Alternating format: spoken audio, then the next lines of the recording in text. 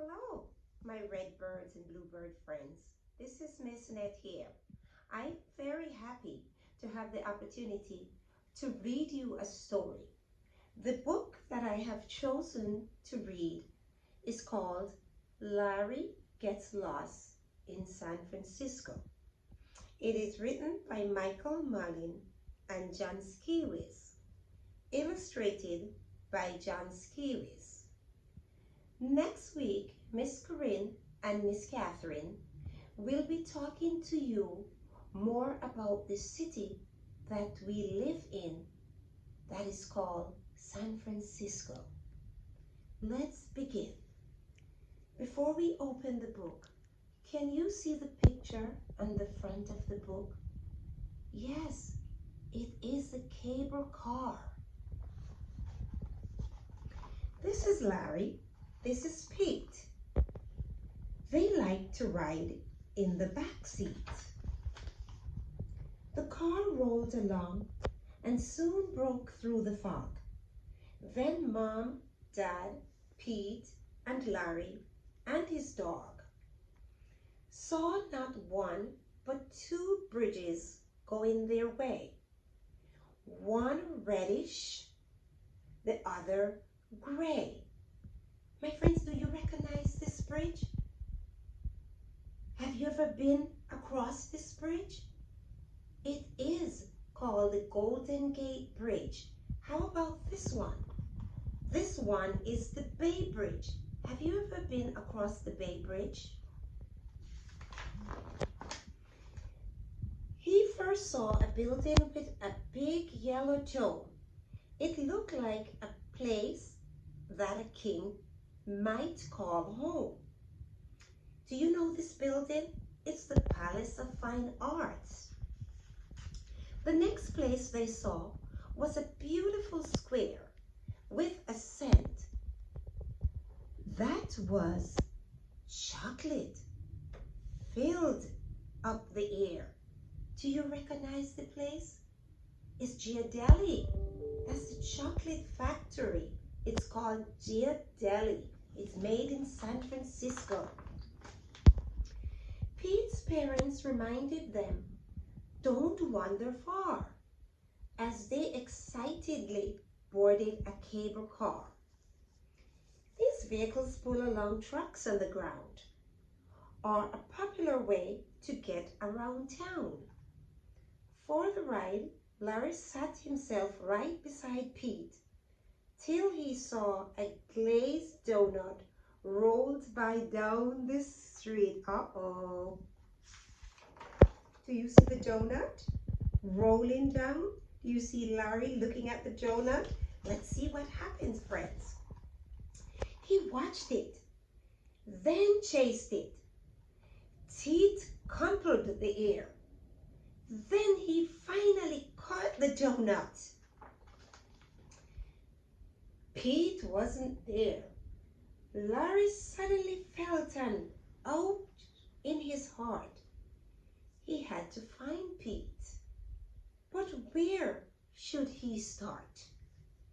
Running, not knowing which way he should take.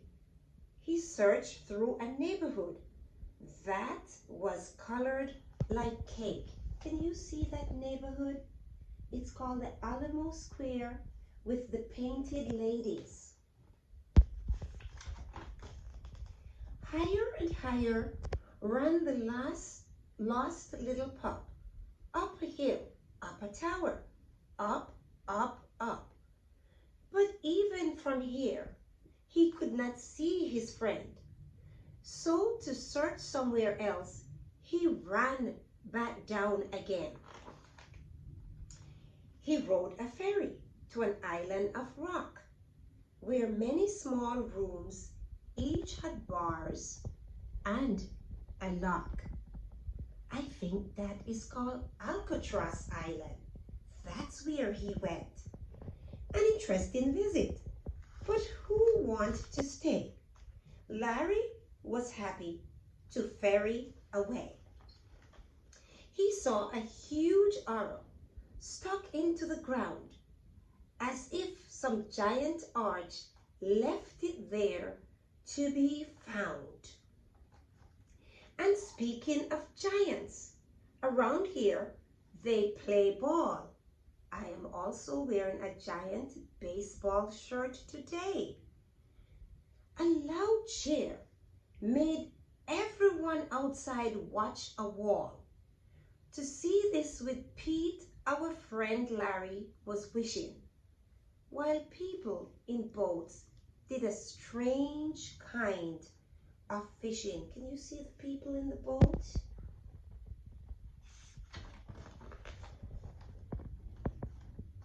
He discovered a place not so city at all. There were bonasiers and rocks near a small waterfall. If he had been there with Pete, he would have been happy to stay. But he wasn't done looking. So Larry went on his way. Some streets in this place look like museum halls, with huge paintings painted on fence and walls. There were portraits and all kinds of interesting scenes, brought to life through reds, yellows, purples, and green. Lots of beautiful colors, my friends. A young man with a paint splotches. Do you see the young man with his paintbrush? Can you see that? A young man with paint splashes all over his clothes looked down to see Larry right under his nose. He smiled at Larry and asked, "Are you alone?" Then he checked the dog's collar and took out his phone. The artist knew lots about helping lost pets. He found Pete at the place. That's as close as it gets. Larry jumped up and wagged his tail, licking Pete's face, and they stood there, locked in a big embrace. Can you see Larry wagging his tail? How happy he was to see his friend Pete. Pete shared with Larry the things he had seen and wondered out loud just where Larry had been. Then they fell fast asleep as the car drove away. It had been quite an adventurous day. Do you see them so tired sleeping? I would be tired, and you would be too, if you had gone all around the city. The end. My bluebirds and redbird friends, next week Miss Corinne and Miss Catherine will be talking to you about the city that we live in. So, my friends, I hope you enjoyed the story. I enjoy reading it to you. So, until next week, when Miss Catherine and Miss Corinne continue to talk to us, I hope you will have a great weekend in the city that we live, called San Francisco. Love you. Bye.